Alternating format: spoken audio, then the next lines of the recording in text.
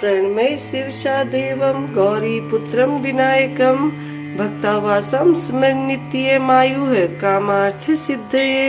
प्रथमं वक्रतुण्डं च एकदन्तं द्वितीयकं तृतीयं कृष्णपिङ्गाक्षं गजवक्त्रं चतुर्थकं लंबोदरं पंचमं च षष्ठं विकटमेव च सप्तमं विघ्नराजं धूम्रवर्णं तथाष्टमं नवमं भालचन्द्रं च दशमं तु विनायकम् एकादशं गणपति द्वादशं तु गजाननं द्वादशेतानि नामानि त्रिसन्ध्यं यः पठे नरः न च विघ्नभयं तस्य सर्वसिद्धिकरं प्रभो।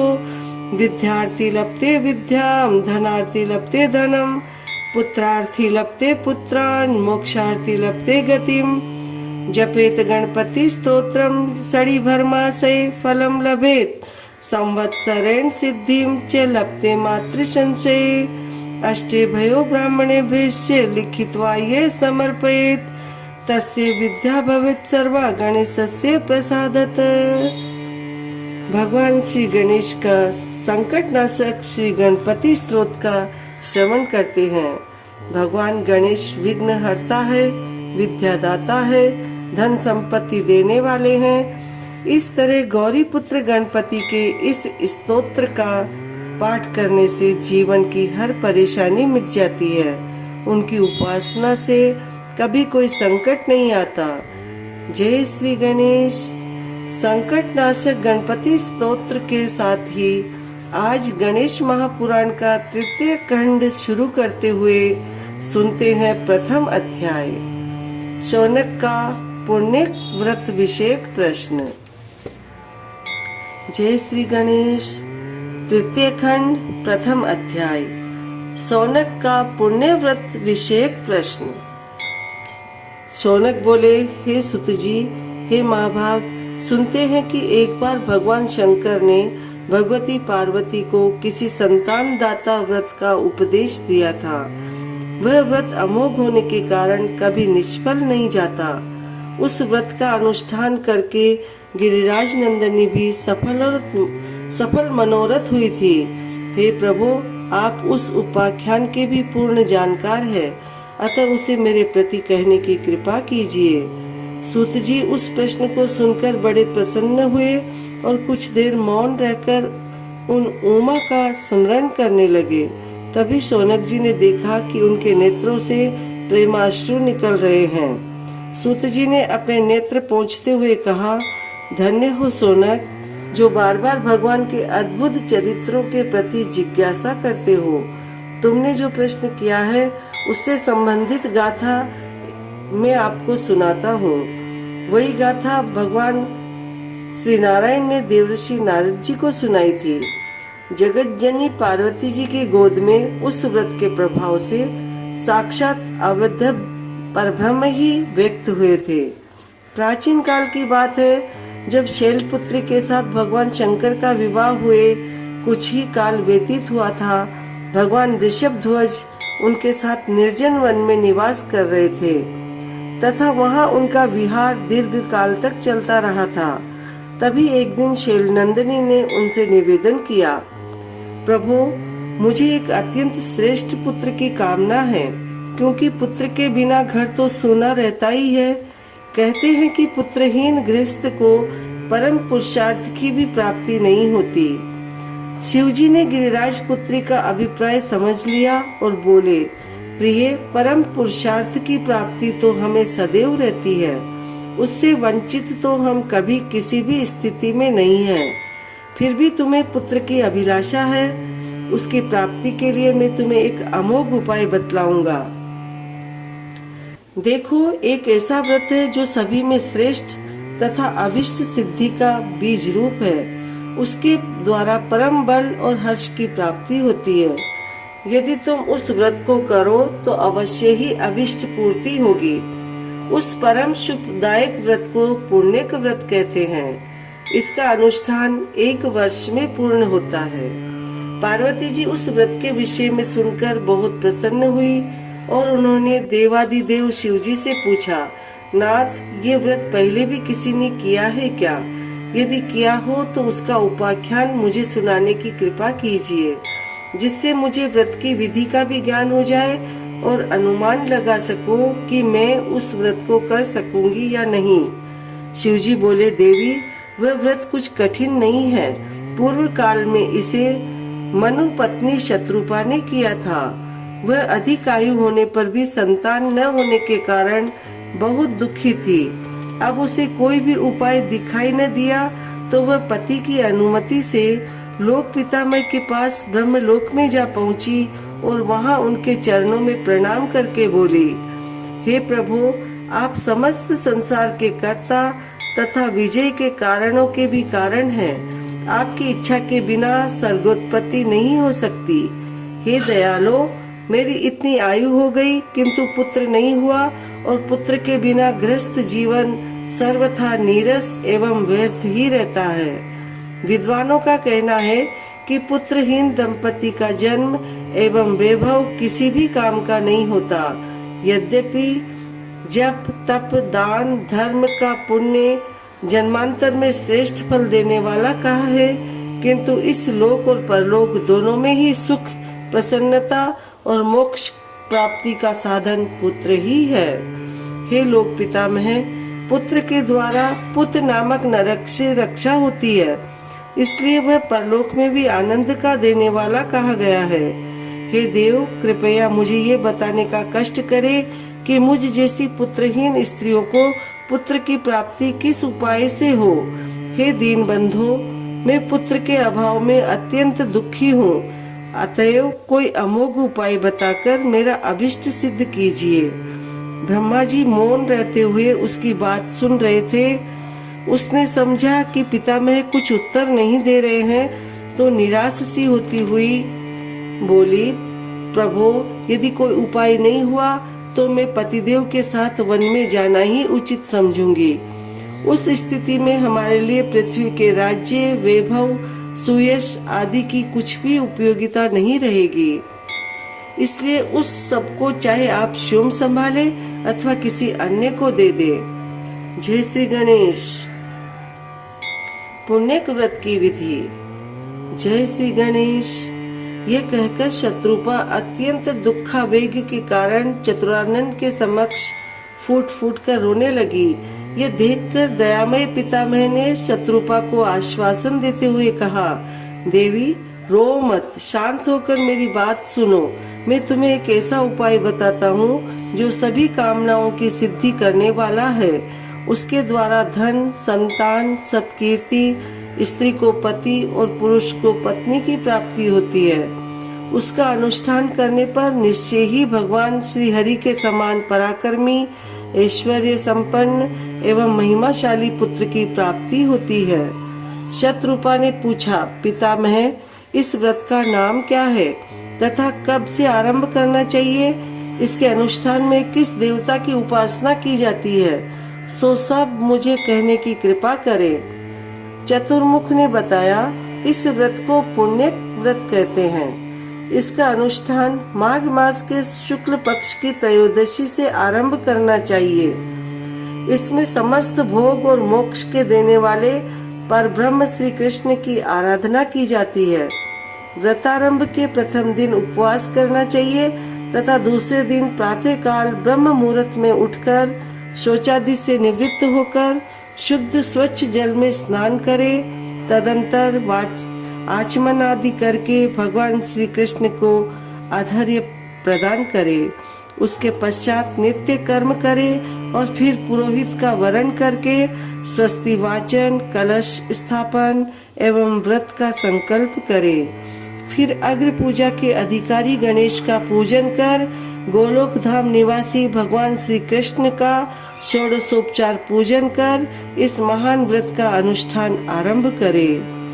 तदुपरांत सौंदर्य, नेत्र ज्योति, पति सौभाग्य आदि की अक्षुण्णता के लिए विभिन्न वस्तुओं के समर्पण का निर्देश करते हुए पुत्र प्राप्ति के लिए समर्पण का इस प्रकार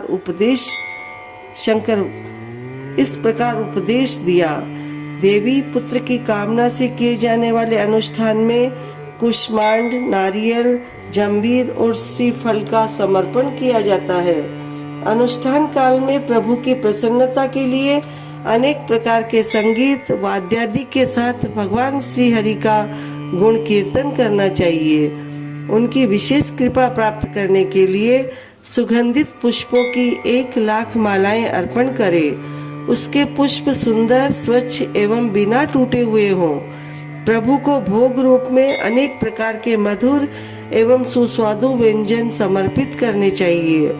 भगवान की परम प्रसन्नता प्राप्त करने के लिए तुलसी दल युक्त शुभ गंध से समन्वित पुष्प भेंट करें। यदि जन्म जन्मांतर में धन धान्य की समृद्धि की कामना हो तो नित्य प्रति 1,000 ब्राह्मणों को तृप्ति कर भोजन करावे और दक्षिणा दे। नित्य प्रति पूजा काल में प्रभु विग्रह के चरण कमलों में सुगंधित पुष्पों की 100 अंजुलियां समर्पण करे, प्रणाम करे। व्रतारंभ से 6 मास तक अंगहीन धान जैसे मूंग, मटर, जौ, तिल, साठी चावल, तिन्नी, दूध, घृत, शर्करा, घी में पकाया हुआ अन्न, लौंग, पीपल, जीरा, सेंधव, समुद्र लवण, मूली, बथुआ, इमली, आम, संतरा, कटहल, केला, हरड़, आंवला इत्यादि हविष्यान्न का सेवन करे। फिर 5 मास तक मधुर फलों का आहार और 1 पक्ष तक हविष्य का आहार करे। शेष 15 दिन तक निराहार रहे, केवल जल का ही सेवन करे। रात्रि में भी कुश के आसन पर जागरण करे तो अधिक फल होगा। व्रती को संयम से रहते हुए केवल श्री हरि में ही ध्यान लगाकर रखना चाहिए। व्रत पूर्ण होने पर उसका उद्यापन करे। उसमें 308 डलियों में उत्तम उपहार रखकर उन सबको सुंदर वस्त्रों से ढककर दान करे। भोजन में पदार्थ और यज्ञोपवीत भी दे तथा 1,308 ब्राह्मणों को भोजन करावे और घृत की इतनी आहुतियों से हवन करे। कार्य की संपन्नता होने पर दक्षिणा में 1,308 सोने की मुद्राएं तथा अन्य प्रकार की भी दक्षिणा देनी चाहिए। लोक पितामह से पुण्यक व्रत एवं उसकी विधि सुनकर शत्रुपा बहुत प्रसन्न हुई और उन्हें प्रणाम करके अपने स्थान पर लौट आई। उसने उस परम शुभदायक पुण्यक व्रत का विधि पूर्वक अनुष्ठान किया। उसी व्रत के प्रभाव से उसे प्रियव्रत और उत्तानपाद नामक 2 सुंदर, यशस्वी और अत्यंत महापराक्रमी पुत्रों की प्राप्ति हुई। इससे राजा मनु को बड़ी प्रसन्नता हुई। उसके दोनों बालक आनंद से परिपूर्ण हो गए। शिवजी बोले, हे शिवे महाभागा, देवहूति ने भी इस अत्यंत पुण्य फलदायक पुण्यक व्रत का अनुष्ठान किया था। उसके फलस्वरूप उन्हें भगवान श्री हरि के अंशावतार एवं सिद्धों में श्रेष्ठ कपिल देव की पुत्र रूप में प्राप्ति हुई थी। उन्हीं कपिल भगवान ने सांख्य शास्त्र की रचना कर अज्ञान अंधकार में पड़े हुए प्राणियों को ज्ञान का प्रकाश कराया था। हे पार्वती, इसी महापुण्यक व्रत को परम सती अरुंधति ने भी अत्यंत उल्लास पूर्वक एवं विधि सहित करते हुए भक्ति मुक्तिदायक भगवान श्री हरि की उपासना की थी, जिसके प्रभाव से उन्हें पुत्र रूप में शक्ति की प्राप्ति हुई थी। देव माता अदिति ने भी परम भक्ति भाव पूर्वक इसी पुण्यक नामक महा अनुष्ठान का आश्रय लिया था। उनकी आराधना से प्रसन्न हुए भगवान श्री हरि ने उनके अंक में साक्षात पुत्र रूप से भगवान वामन देव का अवतार धारण किया था, जिन्होंने अपने 3 पदों में तीनों लोकों को नाप लिया था। इंद्राणी सची ने भी इसी पुण्यक व्रत का अनुष्ठान करके जयंत नामक पुत्र प्राप्त किया था। मनुपुत्र राजा उत्तानपाद की पत्नी ने भी पुण्यक व्रत द्वारा श्री कृष्ण की आराधना करके परम भगवत भक्त ध्रुव को उत्पन्न किया था।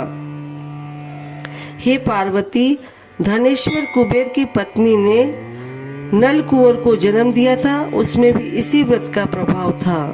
सूर्य पत्नी ने मन को तथा महर्षि अत्रि की पत्नी ने चंद्रमा को पुत्र रूप में उत्पन्न किया था। हे शुभे, महर्षि अंगिरा की परम विद्वान एवं महिमामय देवगुरु बृहस्पति की पुत्र रूप में प्राप्ति भी इसी व्रत के प्रभाव से हुई थी। शैल नंदनी भृगु पत्नी को भगवान नारायण के अंशभूत परम तेजस्वी दैत्य गुरु शुक्राचार्य की जो प्राप्ति हुई थी, उसमें भी इसी पुण्य व्रत का प्रभाव निहित था। राज राजेंद्रों की महारानियों और देव पत्नियों को यह व्रत अत्यंत आनंद देने वाला एवं सुख साध्य है। अन्य साध्वी स्त्रियों के लिए भी प्राणों से अधिक प्रिय, सौभाग्यवर्धक एवं समस्त कामनाओं को पूर्ण करने वाला है। जय श्री गणेश। पुण्य व्रत की फलश्रुति। जय श्री गणेश। हे शिवे, इस व्रत का अनंत फल है। अब तक जो बताया जा चुका है उससे असंख्य गुना शुभ प्रदान करने वाला है। इसके द्वारा समस्त अभिष्टों की सिद्धि होती है। इसका अनुष्ठान करने वाले के सभी विघ्नों का इसके प्रभाव से निवारण हो जाता है। त्रिभुवन विख्यात पुत्र एवं सतत सौभाग्य की प्राप्ति होती है। असुंदर स्त्री पुरुष इसके द्वारा सौंदर्य प्राप्त कर सकते हैं। धनहीनों को धन, भूमिहीनों को भूमि तथा पशु वाहन आदि से वंचितों को इच्छित पशु एवं वाहन आदि प्राप्त होते हैं। वस्तुतः ये महान व्रतानुष्ठान प्रत्येक जन्म में अभिष्ट सिद्धियों की उपलब्धि कराने वाला एवं सभी व्रतों का बीज रूप है। भगवान शशि शेखर द्वारा पुण्य व्रत की विधि और महात्म्य सुनकर देवी पार्वती के मन में उसके अनुष्ठान करने की इच्छा हुई और उन्होंने देवाधिदेव से निवेदन किया, प्रभु, मैं इस व्रत को करना चाहती हूँ, किंतु इसकी व्यवस्था किस प्रकार हो। शिवजी ने कहा, शिवे, इस व्रत के साधन भूत पुष्प और फल लाने के लिए मैं 100 ब्राह्मणों को तथा अन्य सामग्री लाने के लिए 100 भृत्यों और आवश्यक संख्या में अन्य दास दासियों को नियुक्त किए देता हूँ। पुरोहित पद पर नियुक्ति हेतु सभी व्रत विधियों के जानने वाले वेद वेदांगों के परम विद्वान, सर्वज्ञ, परम ज्ञानी एवं हरि भक्त सन्नत कुमार को बुलवा दूंगा। इस प्रकार तुम इस परम श्रेष्ठ व्रत का श्रद्धा भक्ति एवं विधि सहित पालन करो। इसका अनुष्ठान करने से तुम्हें परम दुर्लभ पुत्र रत्न की प्राप्ति अवश्य ही होगी। सभी भक्तजन बोलेंगे, जय श्री गणेश। भक्तों, तृतीय खंड का प्रथम अध्याय यहीं पर संपूर्ण होता है। भगवान गणेश जी आपको सुखी रखे, निरोग रखे, संपन्न रखे। जय श्री गणेश। भक्ति गणपति, शक्ति गणपति, सिद्धि गणपति, लक्ष्मी गणपति और मेरे महागणपति। जय श्री गणेश।